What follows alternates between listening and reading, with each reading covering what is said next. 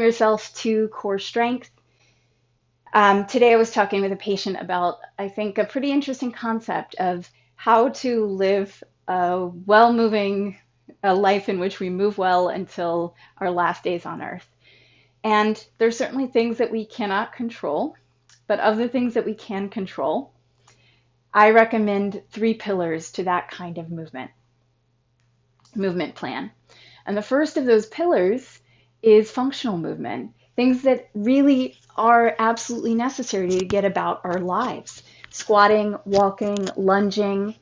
Running is a functional movement. It may not be absolutely necessary, but if you can run well, you can walk well. And even swimming could be a functional movement. So function is going to be dependent a little bit on your life. And there's a lot to unpack there, and that word gets thrown around a lot. But in general, if it supports your life, it's a functional movement. The second pillar is loading. And by loading, I mean something external on you.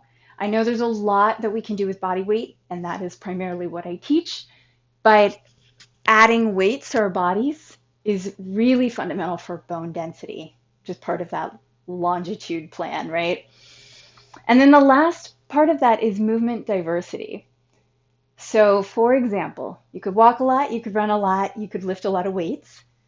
But if you don't have a lot of movement diversity, either within those pillars or external, it's going to be difficult to stay versatile over our lifetimes. So these classes, I hope, really offer you a tremendous amount of movement diversity, movement versatility.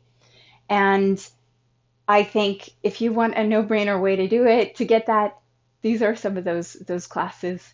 Some of the movements we do are functional. Some are very specific, targeting specific muscles or movements.